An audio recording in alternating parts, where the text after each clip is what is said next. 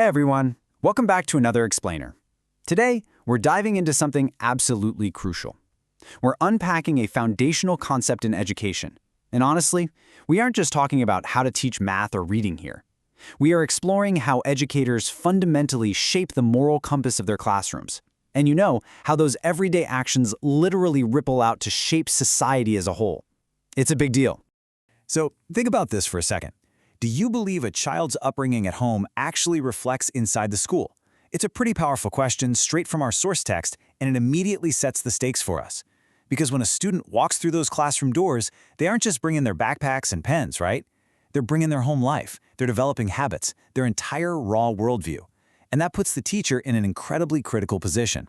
I mean, what exactly is a teacher's role when it comes to strengthening the good values a kid brings in, or, on the flip side, course-correcting the negative ones? Well, this brings us to a really fascinating premise in education. Values are both taught and caught. You can't just stand up there, point at a whiteboard with a list of morals, and expect teenagers to suddenly transform into saints. It just doesn't work that way. Instead, values are caught by students who are constantly observing you, day in and day out. So, for teachers to actually pull this off, their own values formation needs to be incredibly solid. They absolutely have to live what they preach.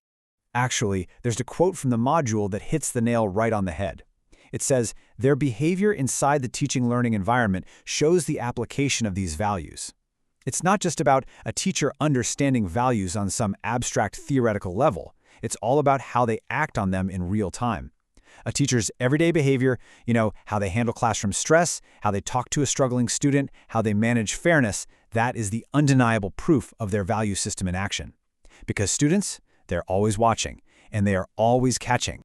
So how do we actually navigate this massive responsibility? If we look at our source text, specifically Module 4 of Professional Education 1, it gives us this brilliant roadmap.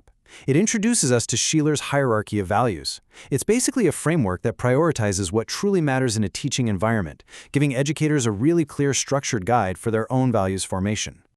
Now, Shieler's hierarchy is laid out in steps, kind of like a giant ladder that we're going to climb together. We start all the way down at the bottom with pleasure, take a step up to vital, climb higher to spiritual, and then finally reach the absolute peak with the values of the holy. So we're moving progressively from the lowest, most basic earthly feelings all the way up to the highest spiritual ideals. Let's break these down.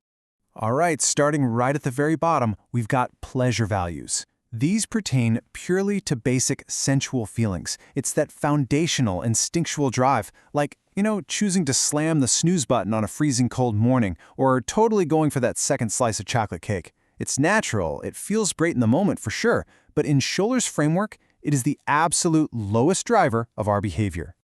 Okay, let's take a step up that ladder. Now we reach vital values, and here the focus shifts outward and broadens out a lot. These are values pertaining to the overall well-being of either the individual or the community at large.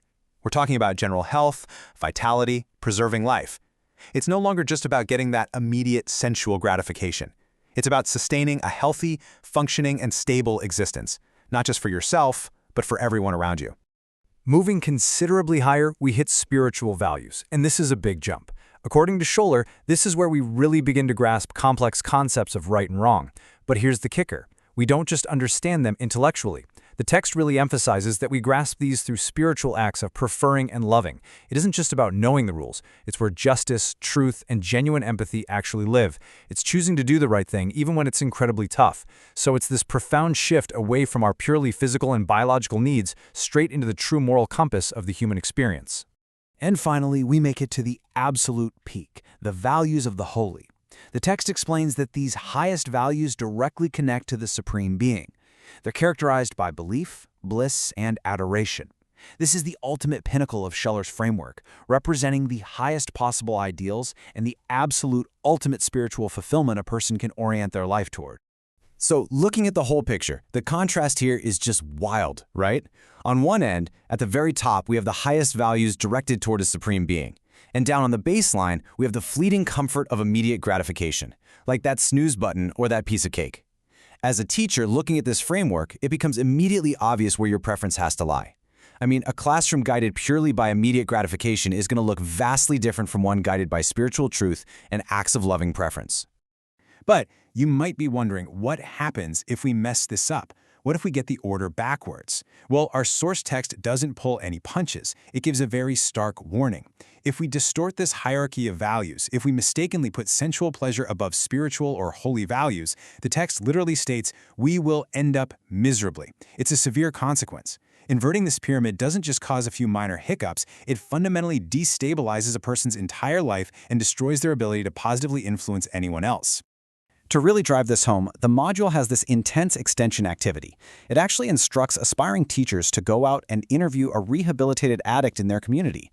Why? To see firsthand how a distortion, prioritizing those lowest pleasure values above everything else, literally destroys careers, fractures families, and just breaks communities apart. It brilliantly illustrates the danger. Chasing the lowest tier at the expense of the higher tiers ruins real lives. It proves exactly why living by this hierarchy matters way, way beyond a textbook. Which brings everything firmly back to the classroom, and directly to you, the educator. Your ultimate role, as clearly outlined here, is that you, both as an individual and a professional, need to give greater preference to those higher values. You have an absolute duty to model this every single day. Because remember what we said at the start? Values are caught. If you are running your classroom based on the higher tiers, modeling right and wrong through genuine acts of preferring and loving, your students are absolutely going to catch that profound standard. So I'm going to leave you with this one provocative question to chew on. How will your values influence the values formation of your students today? At the end of the day, it all comes down to your daily actions and where you choose to place yourself on Shaler's ladder. Are you going to settle for the fleeting stuff, or will you aim higher and provide a living, breathing model of integrity for the next generation to catch? Thanks so much for joining me in this explainer. Keep climbing, keep reflecting, and keep learning.